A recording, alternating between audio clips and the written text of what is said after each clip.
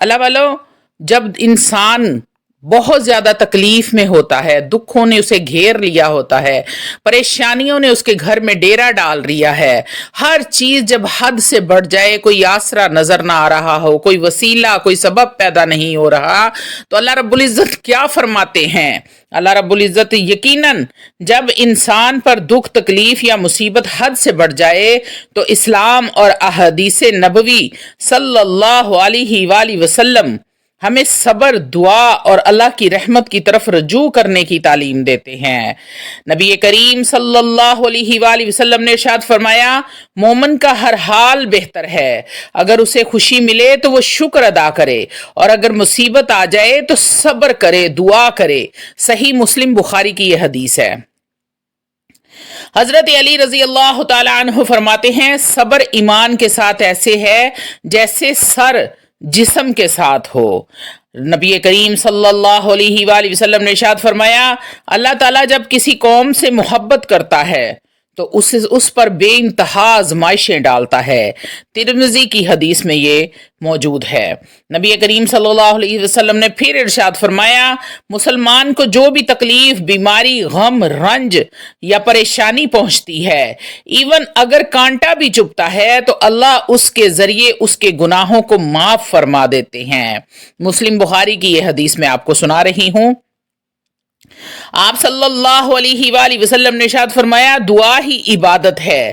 مصیبت کے وقت اللہ سے دعا مانگنا نجات کا ذریعہ ہے۔ اپنے رب کو پکارنا، جب بھی کوئی مصیبت آن پڑے، جب بھی کوئی پریشانی آن پڑے، اتنی زیادہ ہو کہ آپ کو کوئی راستہ نظر نہیں آ رہا، آپ بے بس اور خود کو مجبور سمجھنے لگ گئے ہیں، تو دعا کے لیے ہاتھ اٹھا دیں، تہجد کے سجدوں کو لمبا کر دیں، اپنے رب کے قریب ہو جائیں، اپنے رب سے راز و نیاز کریں، اپنے رب کو اپنے دکھ، تکلیف اور پریشانی بتائیں کہ اے میرے اللہ، تو نے مجھے پیدا کیا ہے، میں تیری بندی ہوں، میں اس پریشانی میں ہوں، میں اس آزمائش میں ہوں، میرے اللہ میں اس آزمائش میں پوری نہیں اتر سکتی، میں بڑی گناہگار ہوں، میرے مالک مجھ پر رحم و کرم والا معاملہ فرما، میرے گناہوں کو بخش دے، میری آزمائش کو ختم کر دے، ٹال دے میرے اللہ، میرے یہ دکھ مصیبتوں کا جب وقت ہے اس کو ختم کر دے۔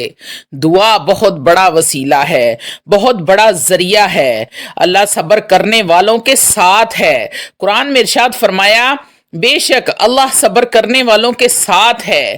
اللہ تعالیٰ قرآن میں ارشاد فرماتا ہے، اللہ کی رحمت سے مایوس نہ ہونا، بے شک اللہ تمام گناہوں کو معاف کرنے والا ہے۔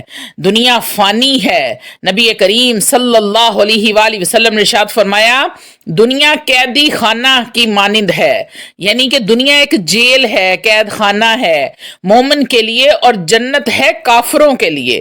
مسلم بخاری کی یہ حدیث ہے کہ یہ جیل اور قید خانہ ہے مسلمانوں کے لیے، مومن کے لیے، اللہ کے نیک اور متقی پرہیزگار بندوں کے لیے، اور یہ دنیا جنت ہے کافروں کے لیے۔ حضرت عائشہ رضی اللہ تعالی عنہ بیان کرتی ہیں کہ نبی کریم صلی اللہ علیہ وآلہ وسلم نے ارشاد فرمایا، مسلمان کو جو بھی تکلیف پہنچتی ہے وہ اس کے گناہوں کا کفارہ بن جاتی ہے۔ یہ بھی مسلم بخاری کی حدیث میں ہے۔ اللہ والو، اپنی تکلیفوں پر اللہ سے شکایت نہ کیا کرو، بلکہ صبر کا دامن تھاما کرو، اور اللہ رب العزت کا شکر ادا کیا کرو کہ اے میرے مالک، تو جس رنگ میں رکھے میں راضی ہوں، تو جس حال میں رکھے میں راضی ہوں، لیکن اللہ کو اللہ کی رحمت کا واسطہ دینا مت بھولا کریں، کیونکہ اللہ رب العزت خود فرماتے ہیں، جب میرا کوئی بندہ مجھے میری رحمت کا واسطہ دیتا ہے تو مجھے اپنے عزت اور جلال کی قسم کہ میں اس کی دعا کو یا اس کی اس بات کو پورا نہ کروں، مجھے شرم آتی ہے میں اپنے بندے کو خالی ہاتھ لوٹا دوں۔ تو اللہ والو، جب اللہ رب العزت خود یہ فرما رہے ہیں تو پھر آپ ایسا کیوں نہیں چاہتے؟ نبی کریم صلی اللہ علیہ وآلہ وسلم نے ارشاد فرمایا، سب سے زیادہ آزمائش انبیاء پر آتی ہے، پھر ان جیسے لوگوں پر آتی ہے۔ قرآن میں فرمایا گیا، جو صبر کریں گے انہیں بے حساب اجر دیا جائے گا۔ اللہ رب العزت خود فرماتے ہیں، بے شک مشکل کے ساتھ آسانی ہے۔ قرآن مجید فرقان حمید کہتا ہے کہ تم مجھے پکارو میں تمہاری دعاؤں کو قبول کروں گا۔ نبی کریم صلی اللہ علیہ وآلہ وسلم نے اپنے بیٹے ابراہیم کی وفات پر آنسو بہائے اور فرمایا دل غمگین ہے، آنکھیں اشکبار ہیں، لیکن ہم وہی کہیں گے جو اللہ کو راضی کرے۔ مسلم بخاری کی یہ حدیث ہے۔ تو اللہ والو، جب آپ کا کوئی چلا جاتا ہے تو آپ نے آنسو بہانا منع نہیں فرمایا گیا، لیکن اللہ سے شکوہ کرنا منع کیا گیا ہے کہ یا اللہ تو نے اس کو کیوں لے لیا، یہ تو میرا بڑا پیارا تھا، یہ میرا محبوب تھا، تو نے اس کو کیوں واپس بلا لیا۔ تو اللہ والو، اس بات کو نبی کریم صلی اللہ علیہ وآلہ وسلم کے بیٹے کے ساتھ اس کو دیکھا کریں، سوچا کریں کہ جب انہوں نے آنسو نہیں بہائے، ان کا دل بھی غمگین تھا، آنکھوں میں آنسو بھی تھے، لیکن وہ اللہ کو راضی کرنے میں مشغول تھے کہ میرا رب راضی ہو جائے۔ تو آپ نے اپنے نبی کریم صلی اللہ علیہ وآلہ وسلم کے نقش قدم پر چلنا ہے۔ علماء اکرام فرماتے ہیں صبر 3 قسم کے ہیں: مصیبت پر صبر کرنا، عبادت پر صبر کرنا، اور گناہوں سے بچنے پر۔ شکر اور صبر کا ملاپ۔ نبی کریم صلی اللہ علیہ وآلہ وسلم نے ارشاد فرمایا جو شکر کرتا ہے وہ بھی اجر پاتا ہے، اور جو صبر کرتا ہے وہ کامیاب ہو جاتا ہے۔ قرآن مجید فرقان حمید میں فرمایا جو لوگ صبر کرتے ہیں ان کے لیے جنت کی خوشخبری ہے۔ نبی کریم صلی اللہ علیہ وآلہ وسلم نے پھر ارشاد فرمایا تکلیف پر ثواب ملتا ہے۔ جو شخص کسی مصیبت پر صبر کرتا ہے اللہ رب العزت اس کے درجات بلند فرماتا ہے۔ صبر کرنے کا مطلب ہے کہ اپنے رب کا شکر ادا کرنا، رب سے گلہ نہیں کرنا، شکوہ نہیں کرنا، شکایت نہیں کرنی، دنیا والوں کے سامنے یہ نہیں کرنا کہ اللہ نے پتہ نہیں ایسا کیوں کر دیا، اللہ نے میرے ساتھ یہ ناانصافی کر دی، اللہ نے ایسے کر دیا، اللہ نے ویسے کر دیا۔ بس یہی کہنا ہے کہ میرے مالک کو یہی منظور تھا، میرے رب کو یہی منظور تھا، ہو سکتا ہے کہ اس میں میرے لیے کوئی بہتری ہو، اس لیے میرے رب نے میرے ساتھ یہ معاملات فرمائے ہیں۔ نبی کریم صلی اللہ علیہ وآلہ وسلم نے ارشاد فرمایا امید کا دامن نہ چھوڑنا، اگر تم اللہ پر توکل کرو جیسا کہ کرنے کا حق ہے تو وہ تمہیں ایسا رزق دے گا جیسے پرندوں کو رزق دیتا ہے۔ ایک اور حدیث میں نبی کریم صلی اللہ علیہ وآلہ وسلم نے ارشاد فرمایا، مسلم بخاری کی یہ حدیث ہے، آپ لوگ پھر مجھے کامنٹ میں پوچھتے ہیں کہ آپ حدیث کا حوالہ کیوں نہیں دے رہے، تو یہ مسلم بخاری کی حدیث ہے۔ آپ صلی اللہ علیہ وآلہ وسلم نے ارشاد فرمایا مصیبت کے وقت یہ دعا کرو انا للہ و انا الیہ راجعون اللہم اجرنی فی مصیبتی واخلف لی خیرا منہا۔ اگر کوئی بھی مصیبت، کوئی بھی پریشانی آ جائے اور آپ کو کوئی راستہ نظر نہ ہو، آپ کو لگ رہا ہو کہ یہ دنیا کی ساری پریشانیاں میرے ہی نصیب میں کیوں اللہ نے لکھ دی ہیں، تو اپنے رب سے راز و نیاز کر لو، تہجد کے سجدوں کو لمبا کر دو، سجدہ کرو اور اپنے رب کے سامنے گریہ زاری شروع کر دو۔ میرا رب سننے والا بھی ہے، وہ رحمان بھی ہے، وہ رحیم بھی ہے، وہ مالک یوم الدین بھی ہے۔ اللہ والو، اللہ رب العزت فرماتا ہے جب کسی جان پر اس کی طاقت سے زیادہ میں بوجھ نہیں ڈالتا، لا یکلف اللہ نفسا الا وسعها، یعنی اللہ کسی پر اتنی ہی آزمائش ڈالتا ہے جتنی وہ برداشت کر سکتا ہے۔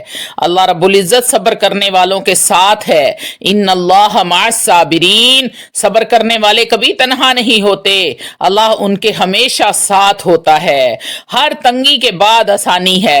فإن مع العسر یسرا، ان مع العسر یسرا، اللہ وعدہ فرماتا ہے کہ مشکل کے بعد آسانی ہے۔ وَلَا تَيَأْسُوا مِن رُّوحِ اللَّهِ، اللہ کی رحمت سے مایوس نہ ہونا، وہ ہر حال میں مہربان ہے۔ نبی کریم صلی اللہ علیہ وآلہ وسلم نے ارشاد فرمایا دعا ہی عبادت ہے، دکھ اور تکلیف کے وقت اپنے رب سے رجوع کرنا ہی اصل نجات ہے۔ نبی کریم صلی اللہ علیہ وآلہ وسلم نے ارشاد فرمایا آزمائش محبت کی نشانی ہے، جب اللہ کسی بندے سے محبت کرتا ہے تو اس پر آزمائشیں ڈالتا ہے، یہ آزمائشیں دراصل اللہ کی قربت کا ذریعہ بنتی ہیں۔ تو اللہ والو، جب آپ پر آزمائش آئی ہوتی ہے اس آزمائش میں گھبرایا نہ کریں، بلکہ اللہ کا شکر ادا کیا کریں اور صبر جمیل کیا کریں۔ آج میں آپ کو ایک چھوٹا سا واقعہ بھی سناؤں گی جو آپ کے ایمان کو تازہ کر دے گا۔ تو اللہ والو، یہ واقعہ اس طرح شروع ہوتا ہے मेरी अम्मी बहुत नरम दिल और दुआ करने वाली औरत थी। बचपन में जब भी मुझे बुखार होता वो मेरे सर पे हाथ रखकर कुरान मजीद को पढ़ा करती। कहती थी, बेटा माँ की दुआ कभी रद्द नहीं होती। फिर एक दिन वो बीमार हो गई, कैंसर आखिरी स्टेज पर। डॉक्टरों ने कहा तैयारी करें, वक्त ज्यादा नहीं है। मैं हर रात अल्लाह से गिड़गड़ा कर दुआ करती, या अल्लाह मेरी माँ को बचा ले, मुझे कुछ दे दे लेकिन मेरी माँ ठीक हो जाए।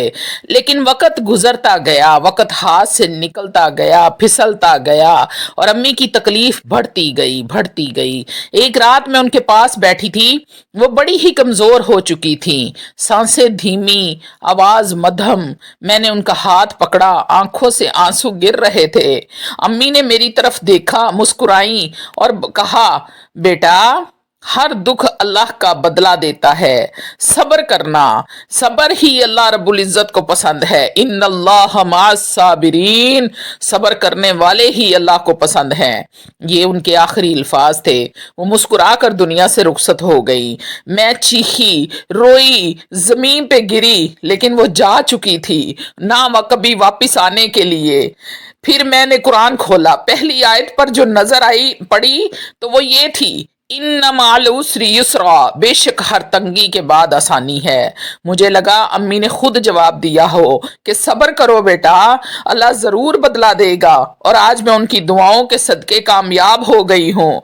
लेकिन दिल का खला कभी नहीं भरा, हर जगह पर माँ याद आती है। जब माँ का नाम आता है तो आंसू ज़ारों कतार गिरते हैं। अल्लाह वालो, माँ की कदर कर लो। जिनकी माँ हयात है, दुनिया में जिंदा है, वो अपनी माँ की कदर कर लें। माँ जैसा कोई नहीं होता। अगर माँ जिंदा है तो उसके पाँव दबाया करें, उसके लिए दुआ किया करें, उसको गले लगाया करें, प्यार किया करें। अगर वो चली गई हैं तो आंखें बंद करके अल्लाह से कहो, या अल्लाह मेरी माँ की कब्र को जन्नत का बाग बना दे। ए अल्लाह मेरी माँ की कब्र को जन्नत का बाग बना दे। उसके तमाम अगले पिछले ज़ाहरी बातिन जो भी गुनाह थे उनको माफ फरमाकर जन्नतुल फिरदौस में आला से आला मकाम अता फरमा दे। या रब्बुल आलमीन, मेरी माँ को नबी करीम सल्लल्लाहु अलैहि वसल्लम के हाथों से जामे कौसर पीना नसीब करना। ऐ अल्लाह मेरे वालिदैन को जन्नत करवट करवट नसीब करना। जिनके माँ बाप इस दुनिया से जा चुके हैं उन तमाम माँ बाप के लिए दुआ करती हूँ। या रब्बुल आलमीन, सबको जन्नत में आला मकाम अता करना। मेरा बेटा इस दुनिया से जा चुका है, तमाम दोस्तों से दरख्वास्त है कि मेरे बेटे के लिए दुआ करें कि अल्लाह उसे करवट करवट जन्नत नसीब करे। वो बच्चा था अभी लेकिन बड़ा था, उसका कोई भी गुनाह था तो मेरा रब उसको माफ़ फरमा दे। मेरे बेटे के लिए खुसूसी दुआ करें। तमाम देखने वालों से गुजारिश है।